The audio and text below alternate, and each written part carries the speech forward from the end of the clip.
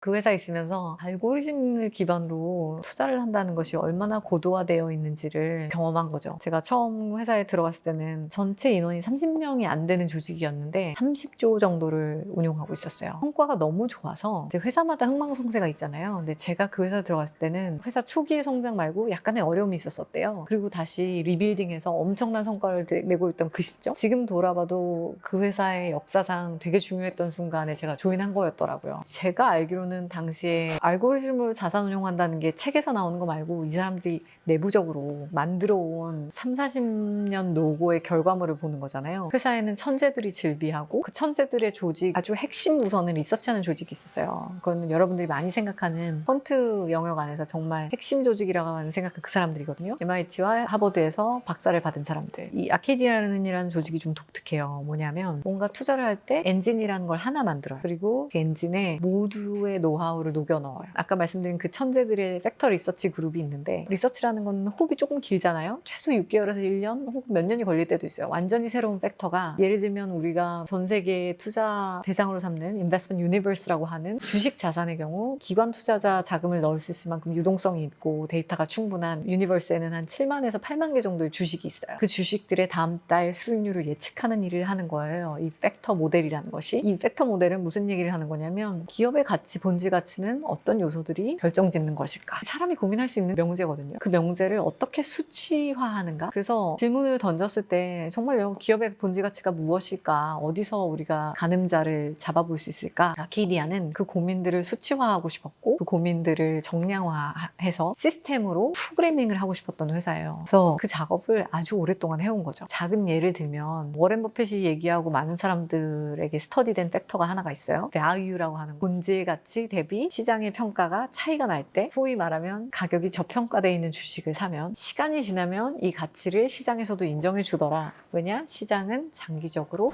효율적이니까. 이건 밸류라는 팩터에 대한 이야기거든요. 반대 개념의 팩터도 있어요. 모멘텀. 그래서 밸류라는 팩터도 있고 모멘텀이라는 팩터도 있는데, 이 퀀트 헤지펀드고 탑이라고 부르는 곳이라면 남들 모르는 팩터를 찾아야 사실 강력한 효력을 발휘할 거잖아요. 그래서 저희 팩터 리서치 팀이 하는 일은 남들이 모르는 팩터를 찾아보는 거예요. 자산 가치의 가늠자로 쓸 수 있는 어떤 변수, 요소를 그렇게 찾는 거예요. 그래서 말씀드린 밸류란 모멘텀 말고 남들은 모르는 팩터를 그렇게 찾고 싶은 건데, 뭐 예를 들면 이런 거예요. 미디어 이펙트라는 어떤 변수가 있어요. 뭐냐면 언론에서 어떤 회사에 대해서 다루잖아요. 혹은 어떤 산업에 대해서 다루잖아요. 그럼 그 산업에서 대표성 있는 기업이나 자산군에는 그 영향이 바로 미쳐요. 산업의 밸류체인에서 연관되어 있는, 예를 들면 하청회사라고 할게요. 중소기업이라든지 그 회사의 주력 사업으로 알려진 거랑 다른 부수 사업이 생각보다 컸다든지, 지금 뉴스에서 다뤘던 이런 영향도는 조금 딜레이 후에 그 회사의 가치에 반영이 되거든요. 되게 직접적인 연관이 있는 것처럼 보이지 않는 거. 그래서 이거는 어떻게 보면은 산업의 밸류체인 내에서의 클러스터링을 제대로 했을 때 먼저 알 수가 있어요. 이런 것도 데이터 기반으로 잡아놓거든요. 그래서 이쪽에서 보이던 정보가 여기까지 전이되는 과정의 지연 효과를 잡아서 투자 의사 결정에 넣는 거예요. 근데 남들이 알게 되면 싫으니까. 왜냐면 비라성 같은 클라이언트들이, 기관 투자자들이 와서 막 실사도 하고 그래요. 어떤 식으로 투자를 하는지. 뭐 사우디아라비아 국부 펀드일 수도 있고, 우리나라 같은 경우는 유일한 한국 클라이언트 국민연금, 그런 분들한테도 다 알려줄 수는 없거든요. 지적 재산권이니까. 그래서 얼핏 딱 봤을 때는 뭔지 잘 모르게끔 네이밍을 해요. 그래서 미디어 이펙트라고 하면 이런 일이, 메커니즘이 돌고 있는지 상상하기 사실 어렵잖아요. 그래서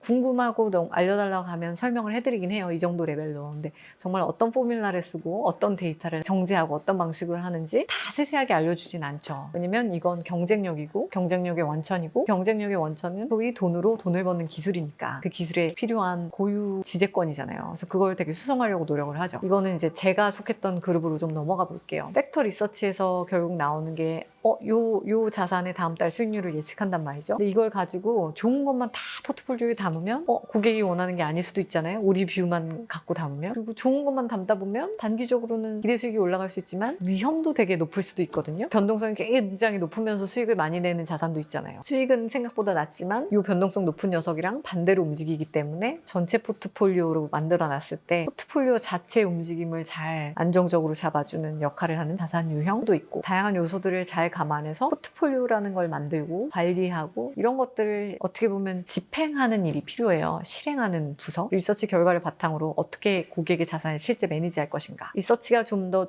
장기 호흡으로 갔다면 이쪽은 정말 매일매일 일을 해야 되는 부서예요. 특히나 회사의 고객이 너무 많이 늘고 있고 자산 규모가 엄청나게 들어오고 있기 때문에 버튼 하나 클릭하는 것이 굉장히 큰 책임인 곳. 그래서 사람의 오류를 너무너무 줄이고 싶은 곳. 그래서 이 부서는 이 부서 나름대로 엄청난 자동화 시스템과 모델링과 리서치를 또 많이 해요. 그래서 그 부서에 저는 소속이 돼 있었고요. 이 회사가 2006년부터 2011년까지 약 5년간 드라마틱했던 시장의 호황기와 금융위기 그리고 그 이후에 회복, 한 사이클이라고 하는 걸 경험했거든요.